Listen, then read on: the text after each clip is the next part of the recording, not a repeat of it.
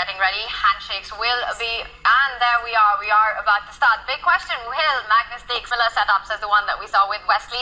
And I think we very well could happen on the board. We've seen him employ the hippo, where he develops the pawn on the 6th rank, takes out pieces in a cagey way just to avoid any trades.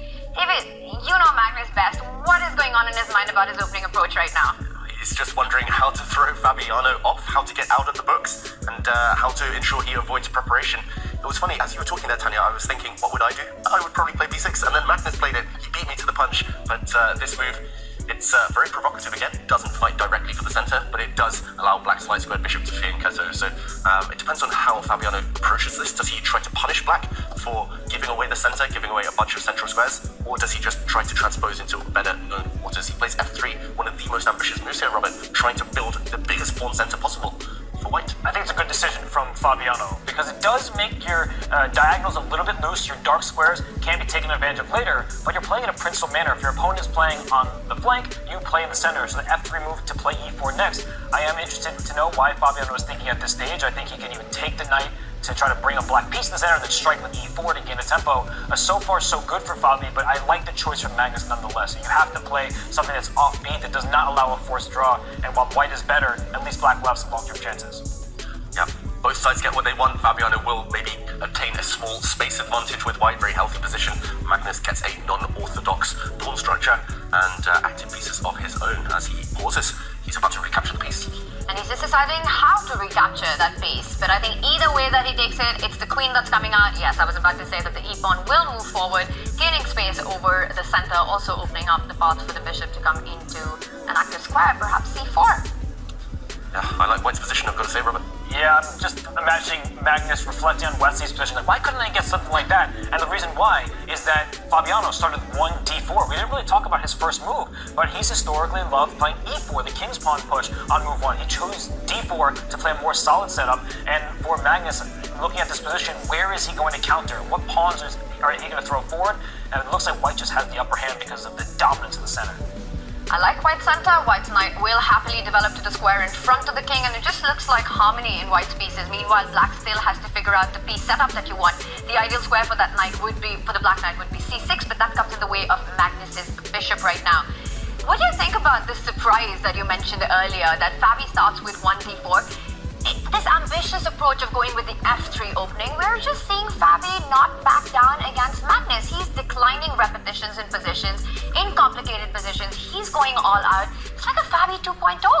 Yeah, I was actually planning to save this for later to kind of see how the kind of match results panned out first, but I want to say Can do, because if the knight moves or the rook moves, you lose that b3 pawn, and you cannot give black a 2-on-0 on that side of the board. But if the king goes forward some more, maybe the white rook will start gaining access to key squares to go after the black king side. So you don't want to go all in, but Magnus, he's down under 40 seconds himself, everything under control thus far, but if he drops another 20 seconds, perhaps Fabi will have a chance.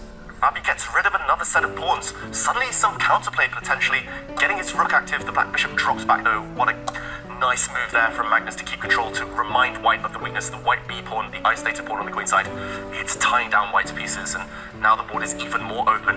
That really plays to the bishop's skills here, the bishop's abilities compared to the knight, dominating this white knight.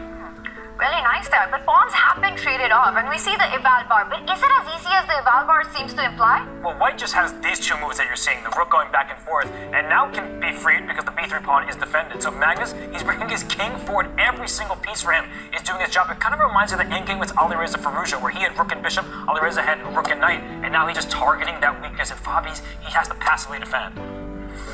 Now he clamps down on the king side as well, taking away more moves, more freedom from Fabiano Caruana. The knight and the rook all tied down to defend b3. Zugzwang Tanya, white just can't move. White can't move the rook or the knight because the b pawn would drop. If white moves the king, black might even play a move like h4, pawn to h4. Here we go, we see it, and white's king side falls apart now. Full board awareness, black's bishop controls both flanks. The rook is so dexterous right now, attacking the white knight. And rook to d3, coming in, king coming in. White's remaining pawn will drop and Magnus will win. Just unbelievable how easy he made this look. He just completely took away all squares from Fabi's pieces, and then all of his pieces marching forward, taking away the moves, wins that extra pawn. Is he just going to capture on b3 next? I don't see why not. It looks like a free pawn, and then he can rumble forward with his other pawns, and he takes it. Fabi is going to try to get active with his rook, but even if he gains one pawn, there's still the other to deal with. Oh, Charlie. The c-pawn marching down the board now. This c-pawn will cost white his knight long term. It's coming towards promotion. An attack on the rook first of all. Magnus slides away, and Fabiano, they keep playing. No fight left here, no resources left, and he resigns. He doesn't. And how many times have we seen this? Magnus Carlsen, with his back against the wall, rises to the occasion. He delivers and takes it to Armageddon. And I think I saw a slight smile from Magnus. He's not going to be happy with his play overall, but that was a great game from the world number one. He outplayed Fabi from this offbeat opening, and Fabi, he's going to be kicking himself because he had this match seemingly in the bag, but when you're playing Magnus Carlsen, never say never. And it does go down to the wire as the players are about to give their Magnus Carlsen struggling there a little bit with the pan. He hasn't struggled in game 4.